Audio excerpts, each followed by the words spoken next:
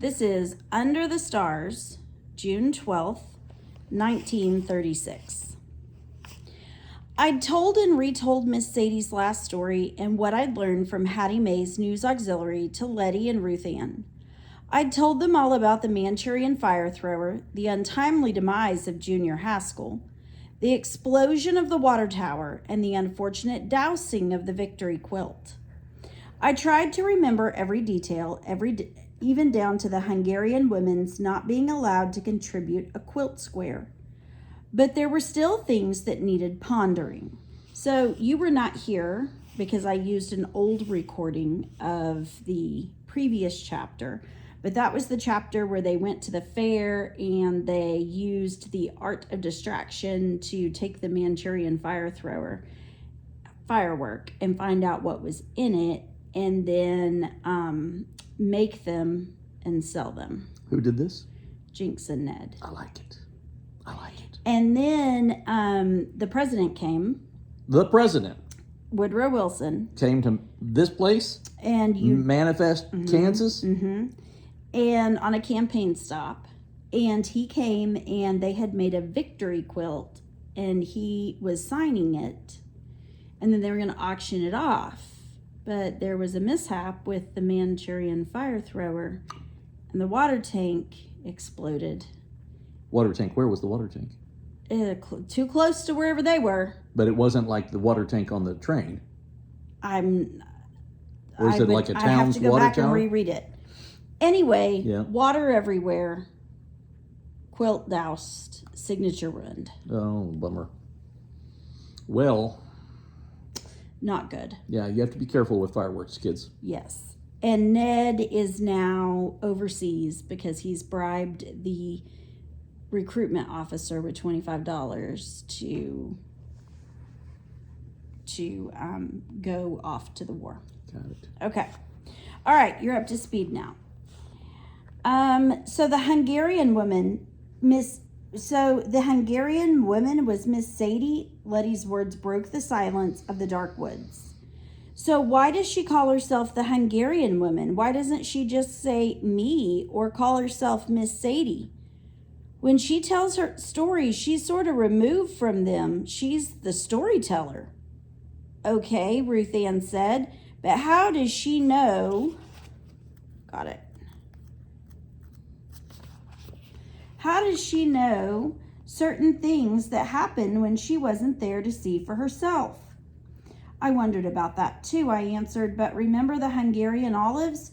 Jinx had ducked into her tent at the fairgrounds, and later he was doing fence work for her. That must be how she knows some of the things she knows. He had to have told her. Well, she's got to have some kind of hoodoo. After all, that curse on Mrs. Larkin and the quilt worked, Letty said. Mrs. Larkin, the uppity woman, did not allow her to turn in a quilt square for the Victory quilt. And she said someone of your profession and, reputation shouldn't participate in a Victory quilt that the president's going to sign. And so Miss Sadie said something to her in Hungarian, and Mrs. Larkin is convinced that it was a curse. Oh, okay. And now the quilt is ruined. Mm-hmm. Well, she's got to have some kind of hoodoo. After all, the curse on Miss Larkin and the quilt worked, Letty said. Letty got so excited, even though she and Ruth Ann had made me tell them the story umpteen times in the past week. And we'd all read Ned's letters so many times, we practically knew them by heart.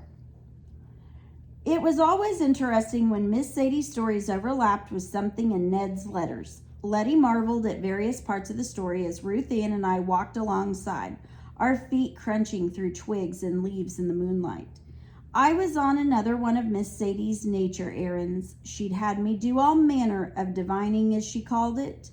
Things like venturing out at dusk to collect blue moss from under a fallen sycamore tree, and getting up at sunrise to gather a handful of dandelions before the morning dew burned off.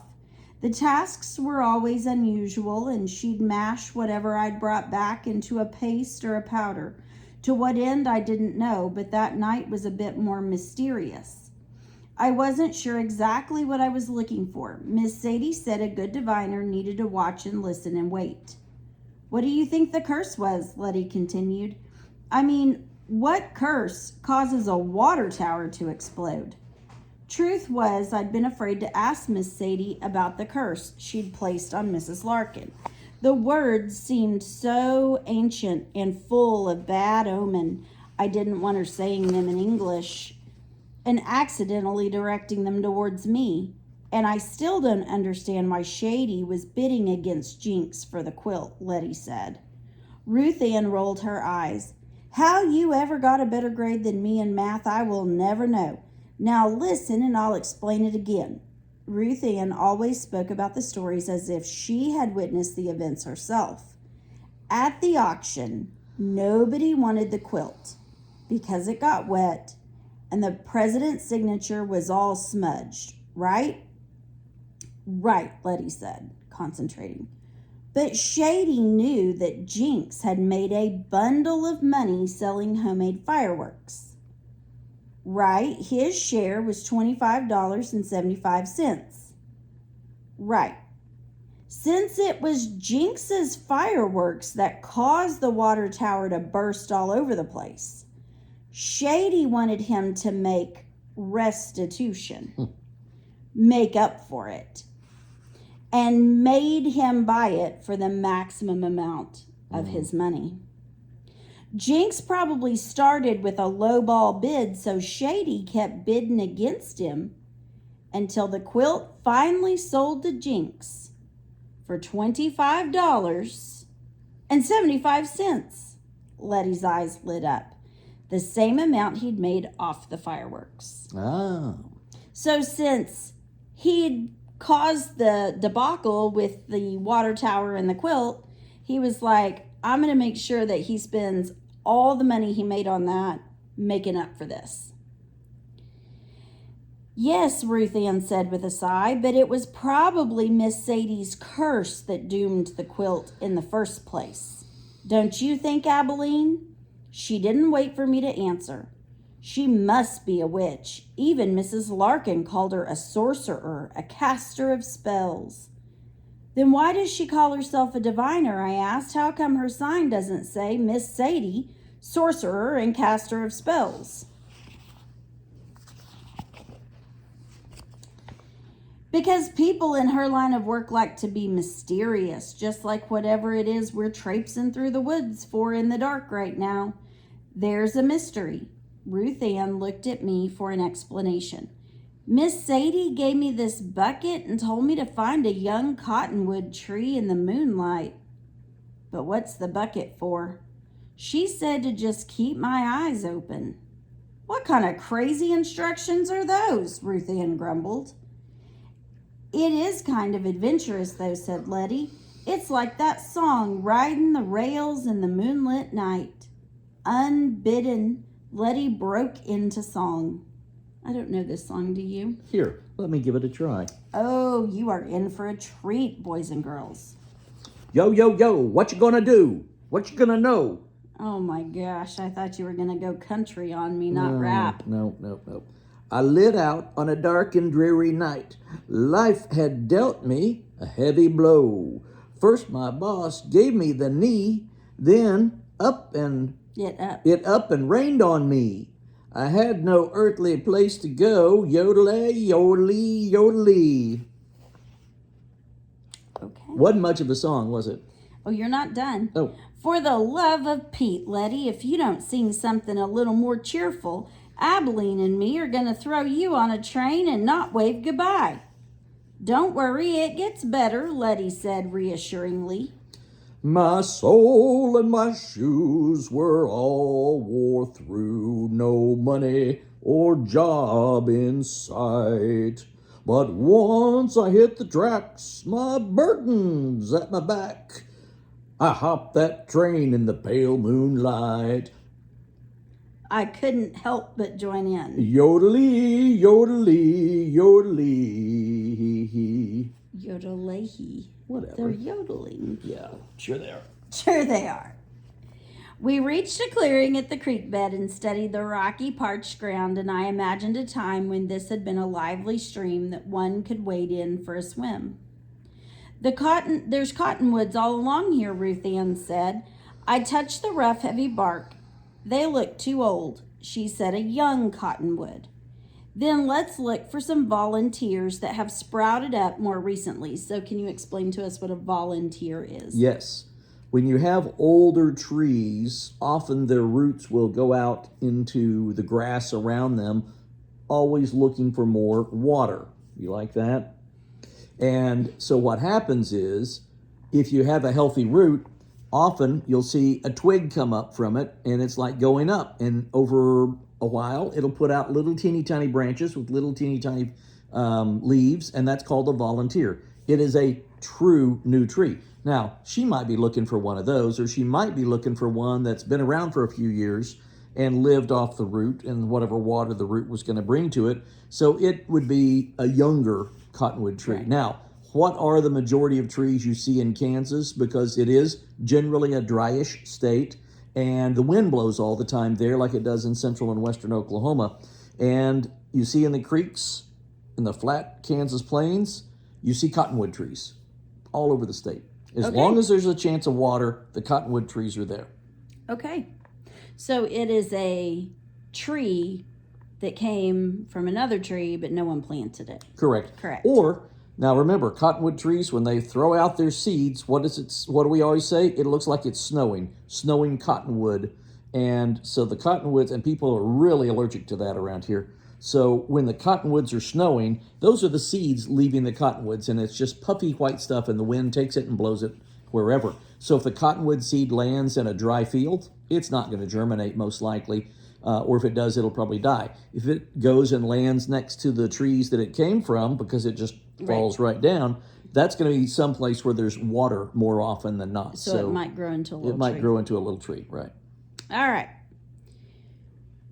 Besides, the moon isn't very bright yet. Come on, I'm getting hungry. She steered us toward a clearing in a grove of cottonwoods and elms, some not much bigger than saplings. Ruth Ann sat down, her back against a rotted tree trunk, and opened a knapsack. I guess if we have to wait for the eye of newt and heart of toad to present themselves, we might as well get comfortable. What'd you bring? We had agreed that we would each bring some food to share during our outing. Ruth Ann pulled out 3 liverwurst sandwiches. I produced a dusty jar of pickled beets I'd found in Shady's pantry. I love pickled beets. They wouldn't have been out of the running. They would have been out of the running next to the liverwurst sandwiches, but then Letty produced a tin with 2 cookies in it. She handed one to me and one to Ruth Ann. Ginger snap, I said, biting into one, its sweet spiciness giving me a thrill. Where's yours? Oh, I already had my fill. It was my sister Susie's birthday on Tuesday, and as a surprise, we all agreed to go without eggs for breakfast this week so that Mama could exchange them for sugar at the grocer's. Times were tough in the Great Depression. Letty explained she made a dozen ginger snaps. Here, have half of mine, I offered. Letty took the half with some reluctance, I thought. Ruth Ann took one bite of her cookie and then another. Your mama sure makes a fine ginger snap. My mama always says she was born to manhandle a cast iron skillet. But your mama was blessed with the lighter touch of a baker. Ruth Ann ate the last bite of the cookie. Sing us a song, Letty. Letty beamed. This is you. You get to sing this one. I lit out on a dark and dreary night. It's more like a reading. I know. We were in no hurry since Letty and Ruth Ann had gotten permission to spend the night with me at Shady's place. I hadn't been sure if they'd be allowed to stay over, what with Shady being, well, Shady. But it seemed their mothers had known Shady their whole lives, and they said it was fine as long as we could stomach his burnt biscuits in the morning. Letty's song lulled us for a time, then all grew still. We'd talked so much about Ned's letters. Oh my gosh. Ugh. It's late when we're recording this, so I am beyond my bedtime. We'd talked so much about Ned's letters and who the Rattler might be, it seemed like a good time to set our minds on other things. How's your story coming, Abilene? Letty asked. The one Sister Redempta assigned to you. I don't know. I don't really have a story to tell. Telling a story ain't hard, Letty said. All you need is a beginning, middle, and end. I want you to highlight that. Telling a story ain't hard. All you need is a beginning, a middle, and an end. I answered, wondering if it was that simple. It's so quiet out here, Letty said, changing the subject. I listened for sounds of birds or cicadas or rattlers. Both the rattly spy and the slithery snake kind, sorry. Do you think maybe there are snakes in these woods? I asked. Snakes? Ruth Ann pondered the notion.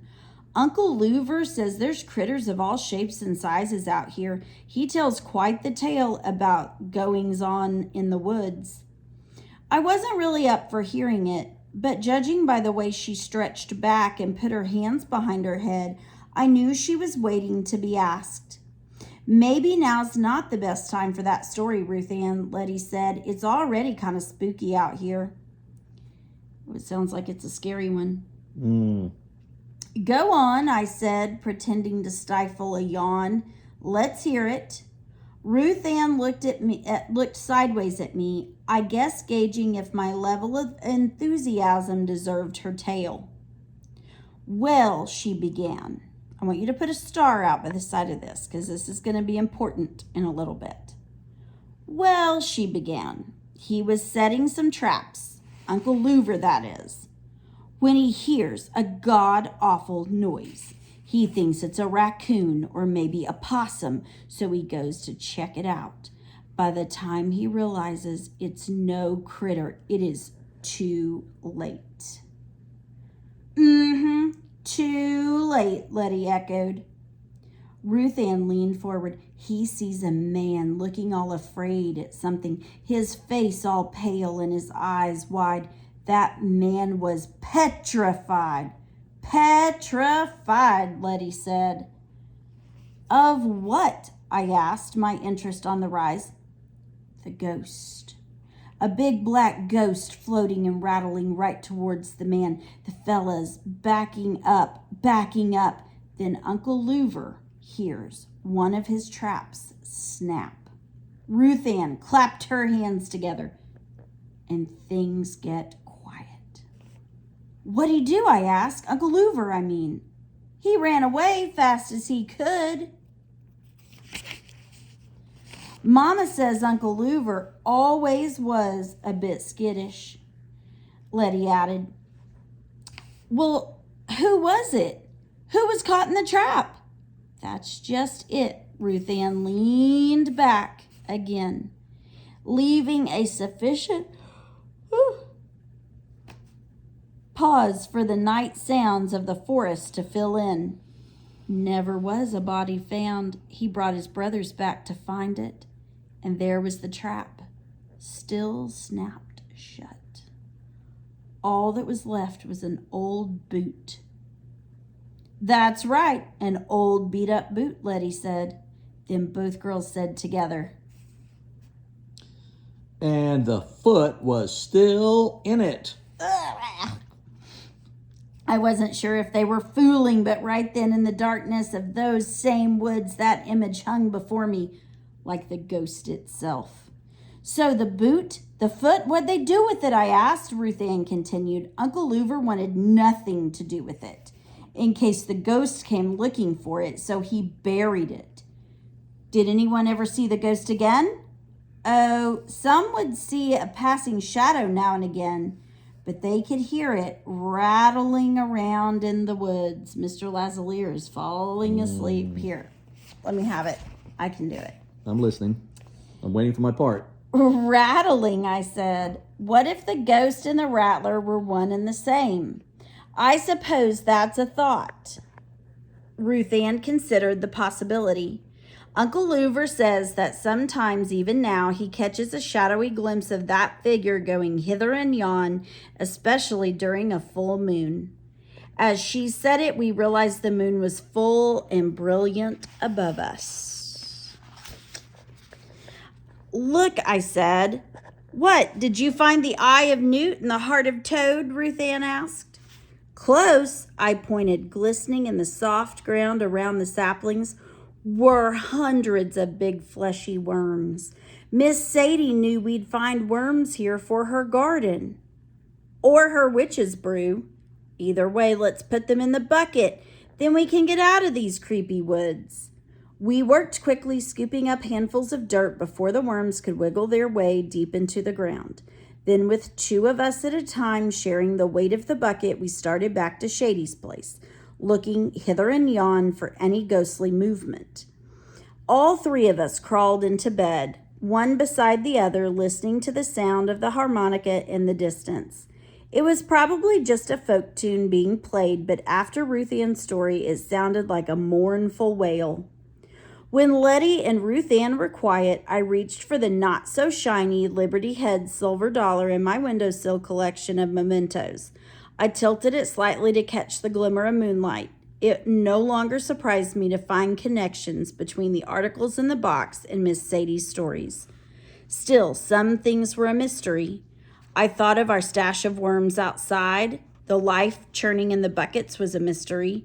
How did Miss Sadie know things like where to find worms in the moonlight?